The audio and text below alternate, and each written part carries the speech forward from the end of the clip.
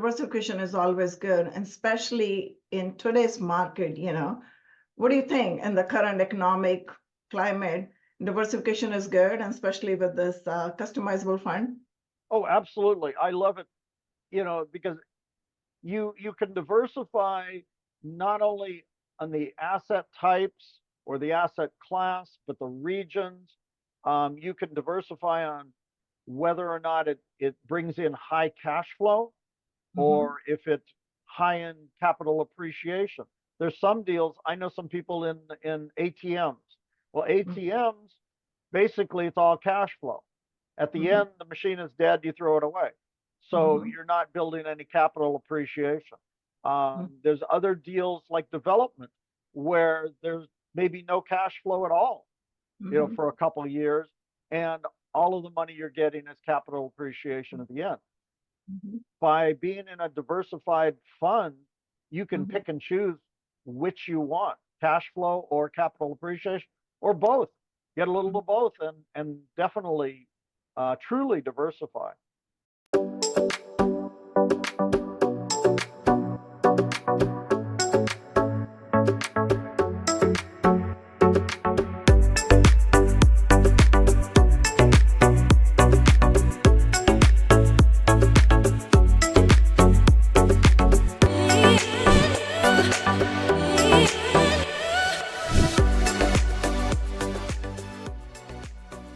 This is the Real Estate Vibe Show, and I'm your host, Vinki Loomba. As a real estate investor and a fund manager, I'm always excited to explore the world of real estate opportunities with you and for you. And today I have my very good friend, Jeff Greenberg, with me. Welcome, Jeff, to the Real Estate Vibe Show. Well, thank you very much for having me. Thank you. You're very welcome. A little bit about Jeff. Jeff is a CEO of Synergetic Investment Group with 12 years of experience managing over 150 million in commercial properties. Jeff leverages his expertise to help high net worth individuals invest in top tier commercial deals. And today we'll dive into the world of real estate investment with Jeff Greenberg. Our topic is strategic diversification with customizable funds. We all know in today's rapidly growing economy, the key to building a resilient and profitable real estate portfolio lies in strategic diversification with customizable funds is like a cherry on top. And today we're gonna dwell into that how investors can leverage the flexibility of customizable funds to spread the risk across multiple opportunities or multiple deals and also in different market segments. This approach not only safeguards investments against the unpredictable swings of economic landscape, but also positions investors to capitalize on emerging trends. So today, let's explore the transformative potential of customizable funds in crafting a diversified investment strategy that stands the test of time and market fluctuations. So first of all, I'm going to ask you this, Jeff. You've been doing the funds for a long time, way longer than we started at least. And I'm going to ask you, what exactly is customizable funds? Because that's the terminology has been in play for a while now. Well, the customizable fund essentially allows investors to pick and choose which opportunities within the fund that they want to be in. Typically, when you go into a fund, you're in every deal that's in the fund. Now, sometimes when you go into a fund, there's already some deals in there, and other deals are going to be brought in the future, but you have no option as far as which ones you want to be in. Once you're in them all.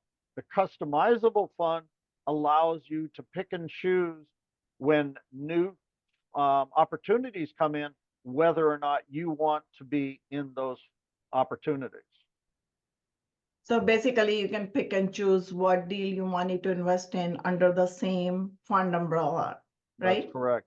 So how the fund structure work overall is this like more like kind of a syndication model, like you're investing in each deal at a time, which is syndicated? Yes, pretty much so. We invest in different syndications, with different sponsors, could be different asset types, could be different regions. Some could be higher cash flow, some could be higher capital appreciation. And then the investor themselves get to decide whether or not they want to be in that particular opportunity. Interesting. That's good. So how did you get started into this? Can you share your background with us? I remember you were doing your own deals at one point, and then you started working with others. Yeah, Is that? I started in commercial real estate in about 2007, where I Mhm. was doing my own syndication. And I did it with many different partners, but I was always the main GP. I didn't start out being a co-GP with anybody. I just started out with one partner, and we started buying properties. And I ended up teaming up with a lot of different people throughout the last 12, 13 years that I did the syndication. But I realized at one point that the operations wasn't really what excited me. And I happened to bring on to my team a lady that was a phenomenal operator, and I brought her on as my asset manager. And working with her, I realized that that was what I wanted to do, was to work with people like her that Mhm. were great at what they did, and I could come in on the equity side and bring investors in to different deals with her and other people of quality like her. And so Mhm. that's kind of where I switched into the funds. Mhm. Interesting. You said you were doing your own deals. Before doing your own deals, did you ever invest as a limited partner with somebody? Or how did your journey start in real estate? I did. Um, I the guru that I was first met, I invested in one of his deals because I wanted to kind of see what was going on. Didn't have a lot of money at that time, so scraped up a little bit of money, and we actually created our own fund. We didn't know that's what we were doing at the time because we didn't have enough for the minimum. So a Mhm. bunch of us put an SPV together. We didn't call it an SPV. We didn't know what it was, but we put an SPV together, put our money together and invested that way just so we could be on the investor side and learn. And we learned quite a bit. We learned what not to do for the most part, because we realized that even this guru who was on the stage all the time um, didn't really walk the walk, even though he talked the talk. And so we learned quite a bit on how to treat investors and how to work with investors from that fairly negative experience. Can you share with us some of the negative experience or what was that not walk the walk that you learned? Well, a lot of it was communication, just Mhm. not letting us know what was going on. And in the end, he sold the deal that we were in. Um, he sold it along with a bunch of his other properties, and ended up the buyer couldn't come up with the entire down payment. So we asked him if he could carry um, part of the debt, and we didn't ever get consulted. They never asked us what our feelings were about it. It was just done. It was kind of done to us. And so even though we had already been in this deal for like 5 or 6 years and were ready to get out, we were now stuck in it for another 3 years because now we were owner financing part of the property. Um, Oh, I realized that he didn't have much choice, but he still should have consulted with us and communicated with us what was going on and given us the opportunity to let him know how we felt. And so that was another part of it. But the other part was just kind of lack of communication during the hold. yeah, I agree. Communication is must. Lack of communication can just like be terrible for any kind of deal or any kind of opportunity. So fast forward, what made you decide that you wanted to go with the fund model? Well, Because I think you're the first one in our community, I would say, in our network, the people that we know, that you're the one of the first ones to run with the fund. I wanted to do a fund a long time ago for my deals. I thought, okay, that'd be great. This way I'm not, worried about having enough money to close a deal, which is always a stress point for a syndicator. Mm-hmm. And the and I was going to start a fund just for my deals. The problem was is I didn't have enough deal flow that I felt that I would be able to keep the money going. Also, raising for a fund is typically a lot more difficult than raising for an individual deal. So I decided I didn't want to go that direction. But once I decided that I wanted to just raise equity, I didn't really want to have to go and create a new LLC each time I wanted to do a deal. Now, a lot of people that raise money for opportunities go in on the co-GP side. And I really didn't, I'd been a GP all this time. I didn't want to have any responsibilities that are basically required as a co-GP. So I didn't want that. I preferred to stay away from that and just come in on the LP side and bring a fund in. So that's kind of where I went, looking towards how I could do a fund. And then I learned about the ability to make customizable funds because I didn't want to be limited to just one asset type.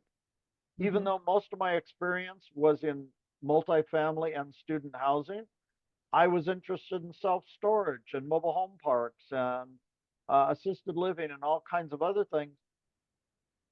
And if you create a fund that's so broad in its scope, there's going to be people that are not going to like something in there.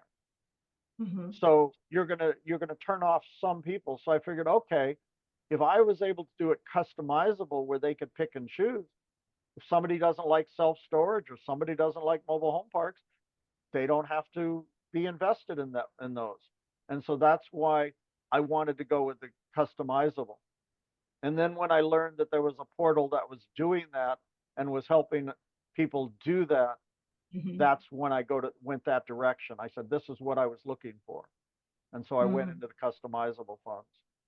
Yeah, plus diversification, and diversification is always good, and especially in today's market, What do you think in the current economic climate?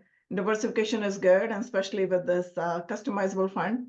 Oh, absolutely. I love it, because you can diversify not only on the asset types or the asset class, but the regions. You can diversify on whether or not it brings in high cash flow or if it's high in capital appreciation. There's some deals, I know some people in ATMs. Well, ATMs, basically it's all cash flow. At the end, the machine is dead, you throw it away. So you're not building any capital appreciation. There's other deals like development where there's maybe no cash flow at all, for a couple of years, and all of the money you're getting is capital appreciation at the end. By being in a diversified fund, you can pick and choose which you want, cash flow or capital appreciation, or both. Get a little of both and definitely truly diversify. So you've been talking about the benefits of the customizable fund, how the diversification is so important. And it's not just the asset class, but you get to diversify location based, maybe the operator base too, because you can have multiple operators that you can partner with and bring them under the same umbrella. So what might be some of the challenges that you have experienced or could experience in future having this kind of model? The biggest challenge that we see on the customizable fund, or I would say in any fund, is getting all the K1s done. When you're dealing with a lot of different sponsors, you've got to get the K1 from each one of those before you could do the K1 for the fund. Now, the advantage to the investors, though, is they only get one K1. They will get one K1 even if they're in 10 or 20 deals, they get the one K1.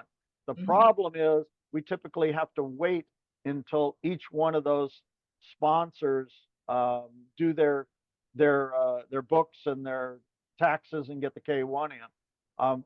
Right now, I'm waiting for a couple of K1s so I can send this off to my CPA as well.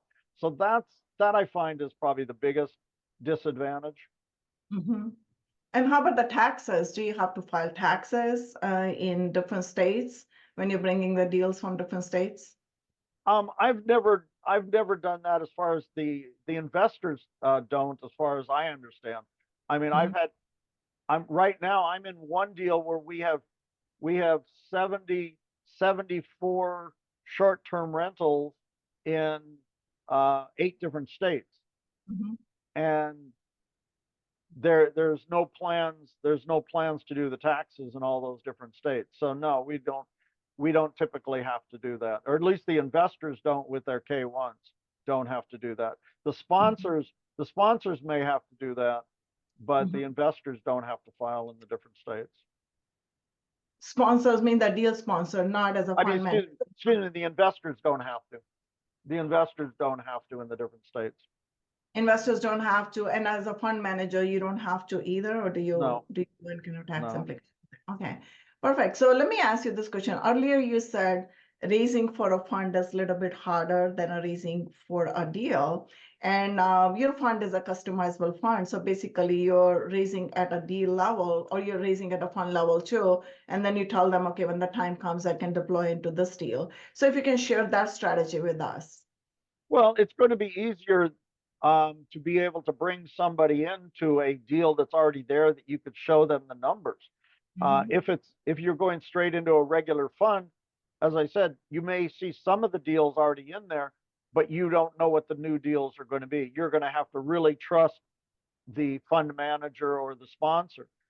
In the customizable case, we provide all of the information that we get from the sponsor as part of the due diligence for the disclosures for the investor coming in. So Mhm. it's pretty much the same as doing it on a deal by deal basis, that you get to see all the information. Now, Mhm. some people ask, well, why shouldn't I just go straight into the deal instead of going into your fund? And Uh-huh. there's a couple of reasons. First of all, people that are doing these funds, such as us, we're the ones going out there and filtering through and finding the best sponsors. Okay, we're finding those sponsors that we would work with and those that we don't work with. The typical investor doesn't have the time or knowledge or expertise to be able to do that part of it. We're Mhm. also doing the due diligence again, which is an area that we are experts in and that we spend the time doing, where an individual investor wouldn't be able to do. And the other thing is there's no advantage to going straight in, since typically on our investments, we try to get the investor the same that they would get, the same returns that they would get if they go directly in. And we Mhm. make our money from negotiated economics because we're bringing in a larger check. So we negotiate with a sponsor, get a larger check, and that's how we're getting paid. So the investor really doesn't have the disadvantage of getting any difference in their returns. So Mhm. they're better having us looking out for them, not only in the due diligence period, but afterwards. Okay, we're the ones that look at the financials and read through all the financials as the deal is going in. We're the ones that attend extra meetings to learn about what's happening on the deal. So we're Sure. spending time looking out for the investors, which typically investors aren't going to be doing that. They don't spend much time on the financials. They don't Mhm. spend much time looking at the legal documents. Mhm. That's the service that we're providing, and it's really not costing the investor anything. That's true. And plus, you can negotiate the deal terms better too for the investors. That's in investors' favor. And then Yes, they might be getting a little bit better percentage return than even the original deal structure that's out there, which that's is like, absolutely right. yeah, exactly, which is plus plus, going through a fund because here we are raising millions of dollars together and plugging into a deal, and which can give us room for more negotiation to negotiate on a better terms for investors so we can bring better returns to investors. So let me ask you this. Can you share one story or success story of any of your deals, whether it's a fund model or it's a syndication model, where you were able to make a significant difference for your investors? Well, there's several that I could talk about, but The one I did, I think we sold it in 21. Um, we bought it. It was a 225 unit. We bought for 10 million two. We put about a million five into it. So we were into it, what, 11.7. Um, and in 2.5 years, we sold it for 16.2. Now, I went back and did some analysis, and I'm sitting there, how much did the market help and how much did we do ourselves? And Mhm. by raising rents, by increasing the occupancy, the value of that property should have been about 14 million. Mhm. Okay. But we sold it for 16.2 because we were still in a frenzied market. Mhm. The investors got a 71% return over a 2.5 year period. So it came to about a 30 something annualized return. Phenomenal return. Um, and we can take credit for a lot of it, Mhm. but we're not going to take credit for all of it because, everybody knows what kind of market it was back then, just before the interest rates started to drop. So it is possible, but those are home runs that you can hope for, but it's not things that you expect. A couple of base runs or doubles, if you use a baseball analogy, are great opportunities and still going to beat the stock market. Hmm. That's great. Um, I've been thinking about it since you've been doing this customizable funds for a while, and then you have a bunch of deals in there. If somebody is looking to start or new to this industry and wanting to start a fund, because a lot of people I talk every now and then, and they say, "Oh, I'm new to this, but I wanted to start a fund." So, what strategy would you suggest for anyone to start diversifying their fund day one instead of starting a fund, and just start a customizable fund maybe? Well, are you talking about somebody that has raised money before? Because that's always the difficult part. You and I know that people think that, oh yeah, I can go out and raise money. I've got all these people that all kinds of money, and then they come back with empty hands. Um, Hmm. that would be the first thing: is have you ever raised money before, and can you raise money? Learning how to raise money, I think, is the key before you're even looking, towards a fund. Yeah, but the thing is, a lot of people that think they can raise it. And the reason I say, when they say, "Oh, I wanted to start a fund," have you raised before? The answer is a lot of times no. But I know a lot of people, I know I can raise it. And they say, "But I wanted to start a fund." So most of the time I say, "Okay, go start your fund." Because the thing is, when they start a fund, they're paying for the fund, right? So it's like accountability for them that's going to make them raise. That's going to make them work hard to do it. So what Yeah. is your perspective on that? Well, you're absolutely right. When you pay for something, you respect it more and you Mhm. work harder at it. And Mhm. a lot of people do that when they go to seminars. They go and they think that if they pay for mentoring, they pay a $10,000, $20,000 program, that they're going to learn a lot better. Sometimes that works, and sometimes it doesn't. It doesn't hurt to start a fund, but the main thing is you need to learn how to work with investors. You need to learn how to raise money, how to find people that are interested in investing with you. It's a lot. There's a lot of trust. I mean, we're not selling, $100 gym membership. Um, we're talking a lot larger chunks of money. So it comes down to trust of the person that's running the opportunity, either the sponsorship or the fund manager. Um, I've seen plenty of fund managers that didn't have any experience in the field as well, and they have to go out and find good quality operators.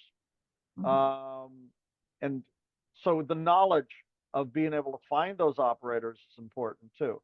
So just coming into the field of real estate and not having any knowledge of the business and then starting a fund is difficult. How are you convincing people to trust you if you haven't done anything yet? So credibility is huge. So you may want to go in with somebody else maybe that's got some more experience.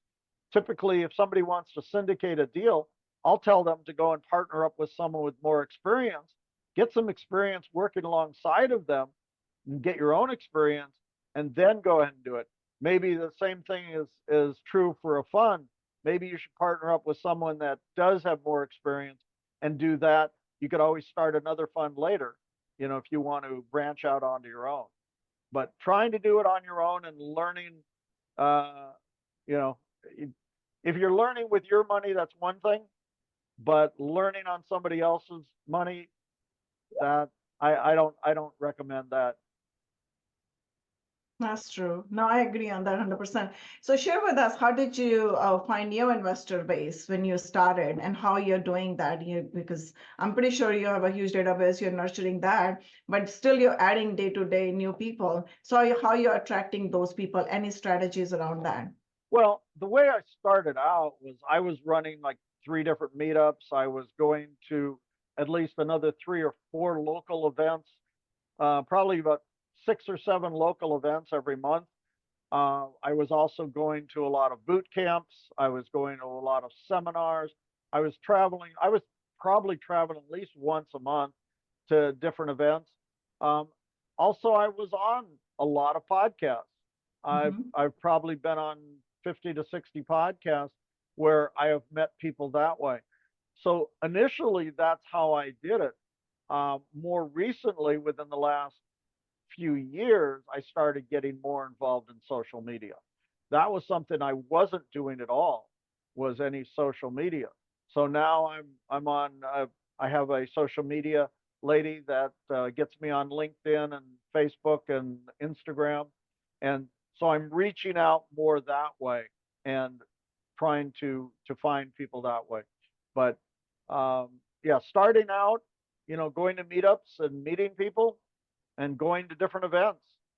Next week I'll be at the best ever in Utah, and there's a couple thousand people there.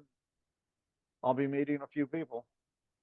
That's nice. I love that strategy. I think that's the best way to do it. It's a numbers game. The more people you meet, the more investors you're going to find, basically. And the other thing is the know, like, and trust. You have to build that relationship. Oh, absolutely. People that And you the thing build. is the one thing about social media, it helps you reaching out to more people, or being on podcasts, they get to see you. And as Mhm. people see you more and more and more, and they say, oh yeah, I've heard that name. I've heard this person. Oh yeah, I saw him here. And then when they finally get to meet you in person or something, that helps to seal it. Um, Yeah.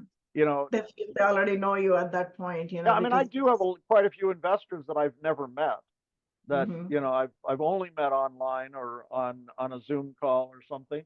But a lot of times people really want to meet you and see you and talk to you and get a better idea of who you are, and that's pretty important. So last question I'm going to ask you is, I know we're running out of time. So are you finding it hard to raise in this current market? It is slower.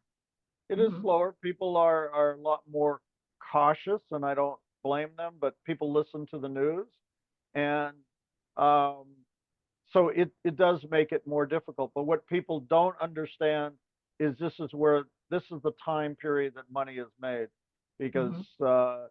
there's a lot of opportunities Mhm. in different asset types, as we've been talking about.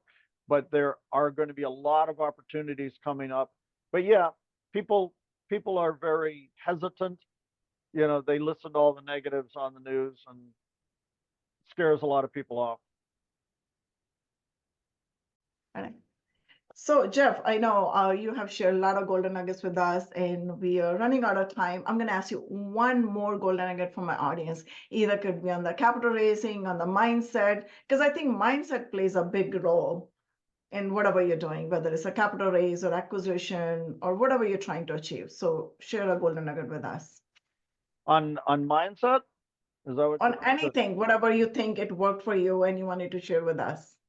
well, we talked about people starting out. And I did mention as far as I think being an intern or an apprentice or working alongside of somebody is probably one of the greatest opportunities. If you could find somebody that is doing what you want to do and find a way of being some service to them, to some help to them, that's probably the best way to learn. You're not taking the risks of losing a lot, except maybe your time. And you know, once you get to know what's going on, then you can kind of move off onto your own.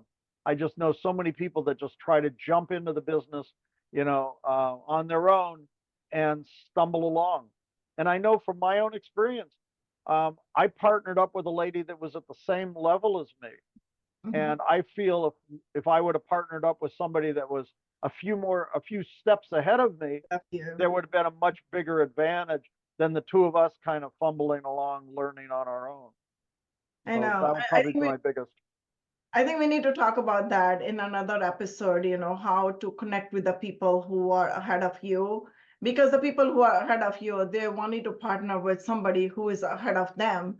So it's a whole relationship building game, and we can talk about that for another hour on that. So let's talk about that on the next episode. But thank you for that golden nugget. This brings us to a rapid fire round. I'm going to ask you 5 questions. You're going to answer it in one word or one sentence only. Are you ready? I hope so. Go for it.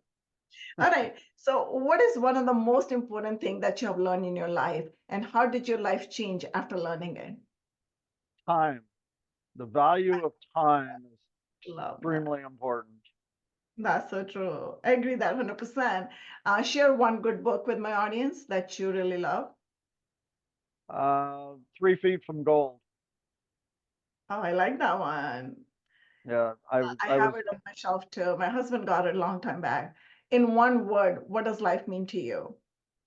family, friends, being around people, time, having time freedom. Hmm.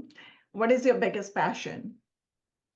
My biggest passion, probably the same thing. It's being around family, doing things with family, my grandchildren, my kids, and having the time to do that, to go to my granddaughter's presentations or whatever.